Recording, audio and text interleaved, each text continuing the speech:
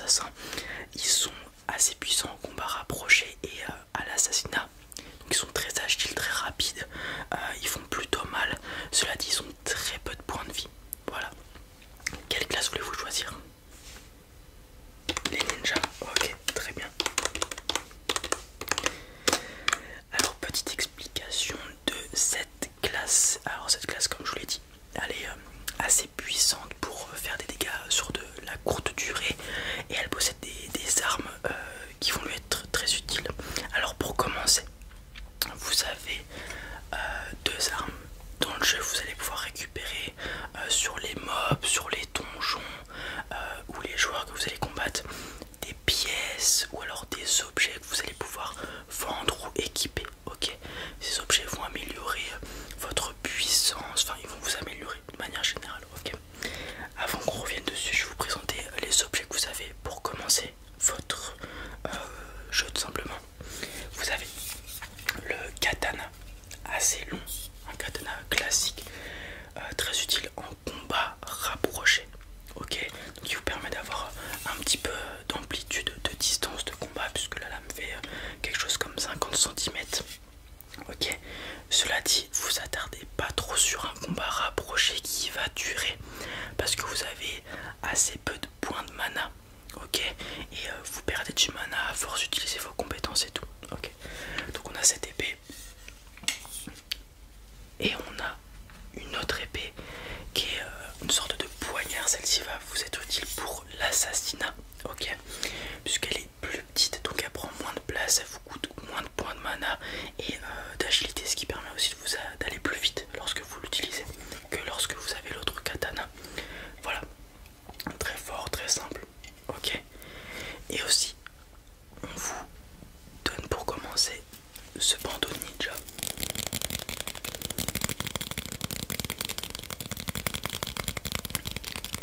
Alors ce bandeau ninja, il va vous donner de l'intelligence. Donc on va pouvoir parler des attributs. Ok, les attributs c'est l'intelligence, la puissance, la force, l'agilité, etc., etc. Tous ces attributs sont augmentables avec les points d'attributs que vous gagnez en montant de niveau. Ok, donc supposons que vous mettez des points dans l'intelligence comme ce que ce bandeau vous octroie, ça vous donne plus de mana et une régénération de mana plus rapide. C'est-à-dire que vous pouvez durer plus longtemps en combat. Ok, ça souvent on arrive à court de mana, grâce à ça ça sera moins le cas. Si vous avez, je sais pas, un plastron, une armure, ça augmentera bien évidemment votre défense. Ok, donc la capacité à encaisser les coups. Cela dit, attention, parce que avoir des objets sur soi ou dans son inventaire vous alourdit et vous fait aller moins vite. Sachant que vous êtes un ninja, c'est préconisé de ne pas avoir trop de choses dans son inventaire. Ok, bon, sauf à la fin d'un donjon, vous récupérez le coffre, vous mettez tout dans votre inventaire. En fonction des classes, vous avez plus ou moins de place dans votre inventaire. C'est pour ça qu'on invite les joueurs à jouer en équipe avec des amis ou trouver une guilde pour se répartir les rôles. Ok. En plus de ça, vous avez le choix, donc en tant que ninja, entre trois capacités pour commencer. Je vais vous les énoncer. Alors tout d'abord, on a la fumigène. La fumigène, elle vous permet de vous rendre invisible le temps d'un instant. Ok. Supposons que vous êtes dans le beau drap, vous êtes encerclé d'ennemis, fumigène, vous partez. Ok. Elle vous rend invisible pendant 5 secondes, la fumigène. Très bien. Bien évidemment, elle coûte du mana. Elle a un CD, donc cooldown à temps de récupération assez élevé de 20 secondes au niveau 1. Je dis niveau 1 parce que les compétences sont améliorables en montant de niveau avec cette fois-ci les points de compétences et non les points d'attribut. Ok, faites attention. Donc, en améliorant une compétence, ça améliore sa puissance en gros, donc ça réduit le CD, le cooldown par exemple, ça réduit le coût en mana, ça augmente la durée pour la fumigène, etc. etc. Ensuite, nous avons aussi le choix avec le sprint, le dash. Ok, ça vous permet d'augmenter votre vitesse vraiment très vite pendant un court instant. Ok, donc ça vous permet de faire un dash, quoi, un sprint sur une courte durée pour par exemple esquiver un ennemi, etc., etc. Le dash, ça a un coût de mana beaucoup moins élevé que la fumigène,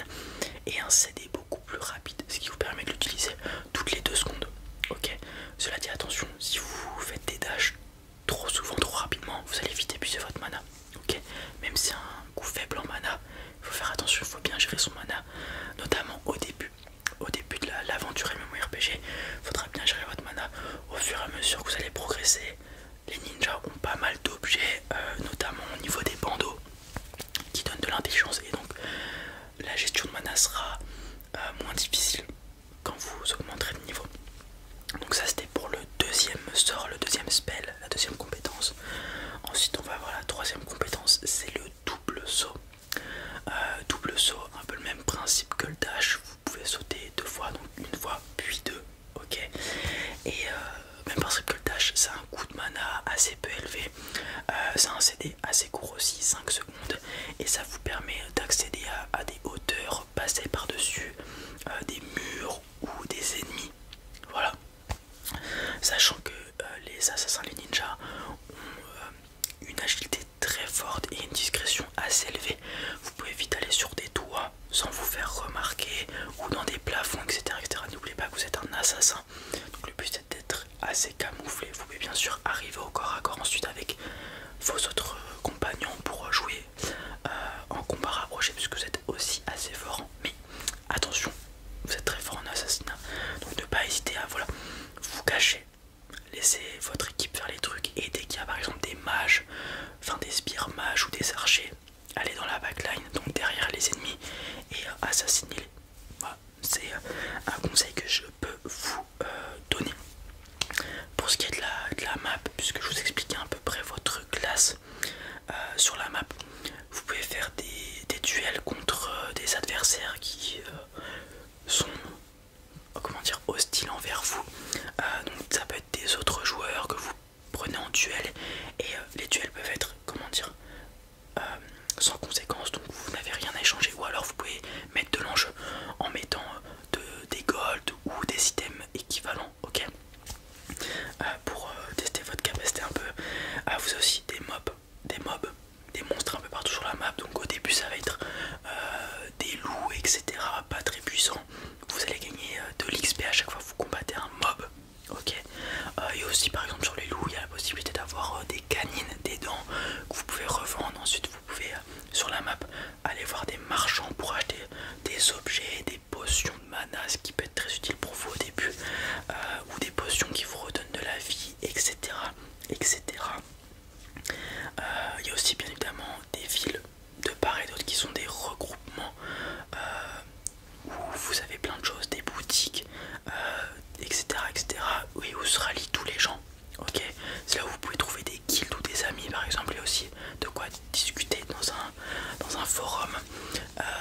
Et hormis les mobs individuels que vous pouvez trouver, il y a parfois des mini-groupes de mobs qui rapportent plus d'XP et qui peuvent parfois dropper un loot plus rare que individuellement. Ok. Et il y a aussi bien évidemment des donjons qui sont là constamment. Donc des donjons c'est quoi? C'est des endroits dans lesquels vous rentrez, et il y a des sortes de niveaux. Vous rentrez dans une pièce, vous avez des ennemis, vous rentrez dans l'autre pièce, ça devient un peu plus compliqué, etc. etc. jusqu'au boss.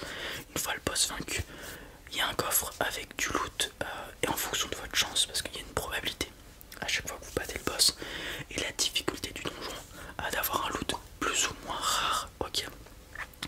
Et faites attention, avant de lancer un donjon, vous pouvez voir ce que vous allez acquérir dedans. Donc privilégiez les donjons où vous pouvez drop des items pour les ninjas, dans votre cas. Et il y a aussi des donjons éphémères, donc des événements qu'on vient mettre. C'est des donjons qui durent 2 semaines, et toutes les 2 semaines ça change d'endroit, de difficulté, etc. etc. Ok.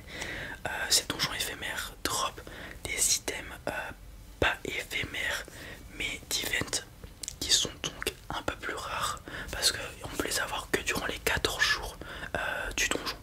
Alors parfois il y a des donjons qui reviennent, et donc vous pouvez rechoper les items, mais parfois il y aura des donjons avec des items uniques de l'événement qu'on pourra que drop durant ces 14 jours, et après il faudra les racheter sur le marché, donc en vous battant contre vos adversaires et en mettant ça en jeu, ou alors en achetant ça